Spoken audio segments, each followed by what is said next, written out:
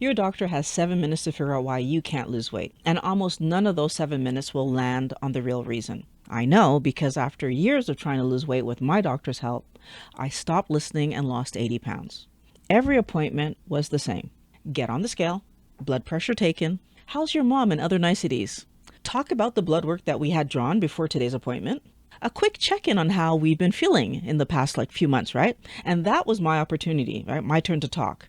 I'd carefully outlined the fatigue, joint pain, and new dieting strategies that didn't seem to be working. The doctor's nodding while taking notes, and then very confidently tells me the answer is cutting calories and finding a good aerobic workout. He says it in that, like I've told you 1,000 times kind of way. And when my face looks like rain because I'm so disappointed by his dismissive, stupid answer, he's quick to offer me the latest and greatest weight loss medication. So today that would be a GLP-1. The follow-up appointment is booked, and he's already thinking about the next patient before he's even left the room. I'm walking out with the same questions I walked in with. All of that in less than 7 minutes. Please subscribe. Eat less and exercise is the same advice every doctor gives every person who struggles with weight loss. They give that advice even though it hasn't worked for them, hasn't worked for us. Honestly, I don't think I know anyone that it's worked for, because surveys have found that the average adult tries 126 diets in their lifetime. So clearly, there is a hole in the knowledge somewhere. Okay. Back in 1985, the National Academy of Sciences advised that every medical student in the United States should have nutrition training in order to graduate. They proposed a minimum of 25 hours. For clarity, that's the equivalent of 1 week of med school instruction. That's very, very minimal, right? That's a minor request across a 4-year span of instruction, and it wasn't implemented. The average medical school only had 19.6 hours of instruction on nutrition by 2008. And if you fast forward to today, 75% of medical schools require 0 clinical nutrition classes at all. Most medical students report having less than 2 hours of nutrition training, and those who did report having it said that what the information they received was like inadequate in quality, just inadequate. It sounds like the medical schools are telling us something. So when our doctor says in that very fed up tone, eat less, move more, he isn't lying. He's parroting what he was taught to parrot, right? The same way he parrots what he was taught about medication. He's tired of saying it, very likely, because he keeps saying it and he can see that it doesn't work. If we take a look at the actual advice, it's coming from the official US dietary guidelines. Eat less, move more. Whole grains, low fat, low saturated fat, limit red meats. He's following the same pamphlets and website schematics that we've been following. So let's take a look at that information. The dietary guidelines are written by an advisory committee, 20 experts appointed by the federal government every 5 years, who review the science and tell the country what to eat. In 2022, for the first time, some researchers investigated the relationship between the committee members and the food and pharmaceutical companies. They found that 19 out of the 20 committee members had financial ties to the food company and the drug companies, right? That's 95%. 95% of the people reading the research and deciding what we should be eating were being paid through research grants, advisory positions, and speaking fees by the very companies whose products their advice would either promote or restrict. The fox was guarding the henhouse. These were big names, Wellness Warrior. Kellogg, Kraft, General Mills, Danone, Abbott, and Mead Johnson all had the ties to committee members. Like Coca-Cola, McDonald's, Nestle, PepsiCo and Cargill, and Pfizer funded the International Life Sciences Institute who also had financial ties to the committee members. Our doctors have been using guidelines that were tainted for the past 5 years. And it was about to happen again. But this time, the most recent dietary guidelines were rejected because the people sitting on the committee had ties to Abbott, Weight Watchers, the National Dairy Council, Eli Lilly, and Novo Nordisk. Novo Nordisk is the company that makes Ozempic and Wegovy. Eli Lilly is the company that makes Mounjaro and Zepbound. So the companies making the GLP-1 medications that our doctors will offer us when the diet just doesn't work are tied to the people writing the guidelines that tell our doctors what diet to recommend to us for our obesity. Obviously, a new report needed to be drafted because we are just too stupid to know what foods to eat without there being some kind of guidelines. But rather than having a transparent process, the new group hired through federal contracts and whatever has not been named. So therefore, their conflicts of interest or lack thereof have not been disclosed. Even if the system is changing, it doesn't seem to be focused on gaining our trust, right? Like that's not the goal here. And our doctor is still bound by this governing body to follow the guidelines. The problem, now we don't know their names or their credentials of the people writing his script. There's a reason this is happening. The pattern is clear, but no one is talking about it. We take statins for the cholesterol the food advice raised. We take metformin for the diabetes the food advice helped to cause. Blood pressure meds for the hypertension the food advice did nothing to prevent. And SSRIs for the depression that comes with the metabolic dysfunction from our food. And now finally, they offer us GLP-1 medications for the obesity their food advice successfully helped us to achieve. Every time food advice fails, there's a new prescription waiting for us. So the reason that I think it's happening, the companies selling the prescriptions are the same companies who are influencing the committee writing the food advice in the first place. Whether we're talking about Pfizer, Novo Nordisk, Eli Lilly, or Abbott, conflicts of interest were found. That's the makers of statins, GLP-1s, and diabetic medications, all influencing the table of professionals making decisions about our food. The food advice is not a recommendation. It's the front end of the pipeline. And our doctors trained in medical schools funded by pharma are taught to follow the guidelines. They don't have a choice. And all of this is working exactly the way it was designed to work. I was shocked when I learned that food lobbyists weren't on our side, but actually advocating for the food companies to be able to keep junk ingredients in processed foods, the stuff that we eat.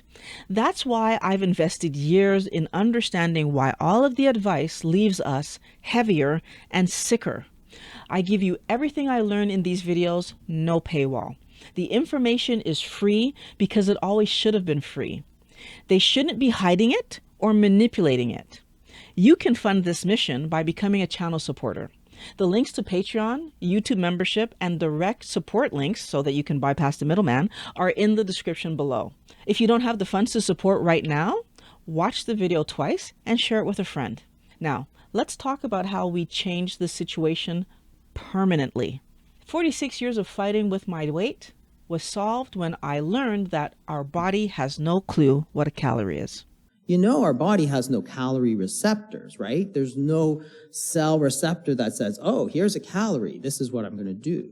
Our body runs on hormones. Those are instructions as to what to do, how much to pump blood, how much body heat to generate.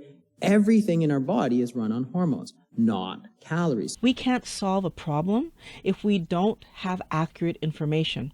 Our bodies run on hormones. There are a bunch that respond when we eat, but for health and weight management, we need to pay the most attention to insulin. Insulin rises differently depending on which macronutrient we ate. Fat produces the smallest insulin rise, protein produces a moderate insulin rise, and carbohydrates produce an insulin spike. This is important because high insulin puts our body into fat storage mode. What that meant for my early life, every time I tried to lose weight, I'd cut back on cookies, ice cream, and chocolate, like we should, but I'd increase my vegetables and fruit. All I did was trade where the sugar was coming from. But what made fruit worse, so worse than chocolate, was that I had no guilt about eating fruit. I'd eat it all day long. Taking care of our bodies isn't about avoiding chocolate, even though that's something we should avoid. That was my kryptonite.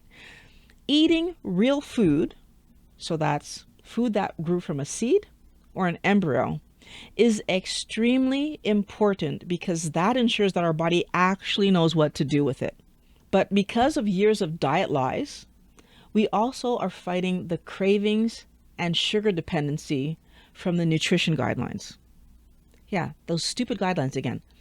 To solve that, we do best to keep our carbohydrate intake as low as possible.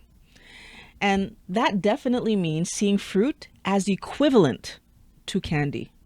This can be accomplished through paleo, low carb, keto, or carnivore. They're all amazing choices along the road to health. By eating meat, fish, poultry, eggs, salt, and low glycemic vegetables, we are shutting the door on food companies' ability to manipulate us into the pipeline. We don't want to be in that stupid pipeline. Now, a few months from now, when you've been eating healthier and you've gotten a bit of results, you'll see that your doctor's appointment in your calendar. And your mind will either be excited to share what you've figured out and to show the results you've achieved, or you're going to be petrified that your doctor will not approve your new lifestyle. Wellness warrior. That reverence that we have for our doctor is part of the plan. The same way that we sought our parents' approval growing up, we want our doctor to sign off on our food and health decisions. But that isn't actually his job. We need to understand our role if we want this partnership to be successful, right? What's my role? What's his role? Our doctor has a lot of medical knowledge and ability to order and interpret tests that will help us understand how our diet is impacting our health. What we want is for our doctor to use that knowledge to help us validate that our health is moving in the right direction. It's not a strange request. Doctors adjust what medications they prescribe based on our weight changes, pregnancy status, heck, even our intention to run a marathon. The food we choose to build our body with is a major health change and therefore deserves monitoring. The conversation is not about asking permission. You've already changed the diet before you walk through the door. It's not about defending your choice either. When I was eating chocolate daily, I did not need my doctor's permission, and that was actually harming me. The conversation is an invitation for your doctor to monitor your progress and interpret the data based on the new information. So what is my body showing based on the food that it's now getting? I'm encouraging you to start the appointment with an affirmative statement. Something like, as you can see, I lost weight, or my skin is better, or I'm less tired, or whatever your positive outcome that you got was. So start with that. And I did that by changing my diet. I don't eat processed food anymore, and I only eat real food. And I'd like you to monitor my blood work as my body adjusts. Now, he might have more questions like what real food means to you. And if he asks that question, that's an amazing question. That means he's taking you seriously. Wellness warrior, be honest here because clarity is needed if he will interpret your results correctly. If you're eating keto or carnivore, your blood work will look different and need different interpretations than if you're eating low carb or paleo. Like how elevated LDL and uric acid on keto and carnivore are not the red flags that they would be on a standard diet, because he's going to look at all of this stuff and he's going to be looking to compare you to the standard diet if he doesn't truly understand you are not eating a standard diet. Now, a doctor that says, come back in 3 months and we're going to redo the labs and see how things are going, that is a doctor that's trying to be your partner. A doctor that tries to warn you about saturated fat, red meat, parrots the standard food guidelines, or points at the medications you're taking as a reason that you shouldn't eat healthy, that's a doctor that's not trying to be a health partner, right? It's not your job to convert your doctor. That's not your job. We are looking for someone who understands that we will eat what we choose to eat the way we've always eaten what we chose to eat. We are looking for someone who accepts that and will run the tests. You walk in that appointment as the decision maker. That is the shift that we're actually making. And everything else follows from the fact that you are the decision maker. He doesn't follow you home. He has no idea what you are the only one that knows what you're eating. Now, that being said, I know that some people are already on medication. Changing your diet will have a huge impact on how that medication works, like how effective it is, right?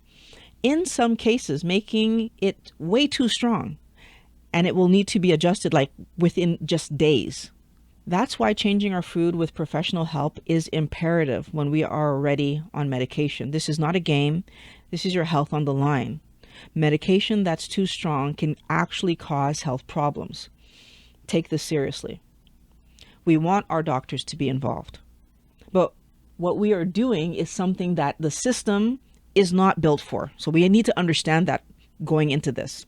We are working on getting a doctor to de-prescribe medication.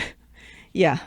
When we give our body real food, right? Like when we actually feed it properly and we give it the chance to heal, medication becomes something we no longer need. Wellness warrior. If I was always in a room that was like 5 feet too short for me, like so it's 5 feet tall and 5 feet wide, I'd be bent over like this all the time and sitting on the floor, right? I'd never have the chance to stand up straight and like put my hands over my head and just stretch, right? Not only would my posture suffer, I'd have chronic severe pain in my back, neck, hips, knees, joints would deteriorate, muscles would atrophy. Eventually, I could even develop blood clots. The list of problems that would come from just being in a room that's too small is long. The food we eat is not just about energy and fun flavors. The food we eat provides the building blocks that our body needs to build the structures that keep us going, right? Our body needs animal protein and animal fat to build itself properly. But for years, we've been eating processed plant foods like cereal, granola bars, and bread. We've been snacking on fruits and vegetables. Our meals minimized meat because of the stupid calorie lie. We were withholding the building blocks our bodies need in favor of plant-based protein and seed oils, creating the need for medication.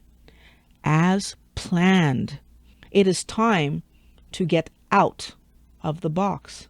When we resume eating those real foods, meat, fish, poultry, eggs, and salt, we actually are providing our body what it needed to repair us and heal us this entire time. As our body responds, our doctor will adjust the medication. That actually means that some people completely get off their medications. Others lower them significantly. Both are wins. We aren't refusing to take medications that we need. Let me just be clear about that. We are creating the condition where we no longer need medications. And by doing that, we are freeing ourselves from the prescription subscription model.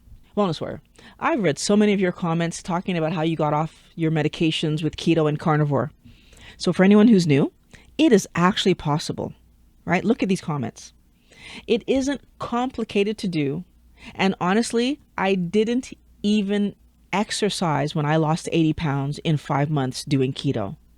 All I did was eat real food, and I actually did not eat any processed garbage. They want you to believe that weight loss is hard and complicated, the food timing and what to eat, but it isn't. We go to work at jobs we hate. We wake up early to go to those stupid jobs. We suffer beside coworkers who are rude while we smile through it. We know how to do hard things. Eating on plan is about deciding that we will eat on plan and then doing it. When we know the outcome is actually getting off medication because our body is working again, sticking to it makes so much sense. And it makes sense because I now know I don't have to subscribe to their prescription system anymore. I get to decide what I eat because now I know what helps my body to be healthy. Just imagine waking up, jumping out of bed, pain-free. That's what I do now. I do activities without needing days off to recover. No medication, no surgery. Like they told me that I was going to need hip surgery. No surgery. Joints are back to working because I changed the food, Wellness Warrior. And the best part, my healthy body regulated its weight. I didn't have to force it. I just needed to eat right. What is it that you're trying to get back? What will improve your life? Put it in the comments below. It's time to get healthy. So, option 1, take my free course. It's linked in the description, and in it, I'm going to walk you through how to start keto and how to stick with it. I lost 80 pounds in 5 months, and I'm sharing how I did it in that course. It is free. Go and get it. Option 2, for those of you who are already keto but struggle to do this alone, join the group coaching. The link is down below as well. And you'll want to watch the other videos in this series about GLP-1 medications they're not the miracle we've been led to believe they are, Wellness Warrior. So click on the link and I'm going to join you on the road to health. Click it. Let's go.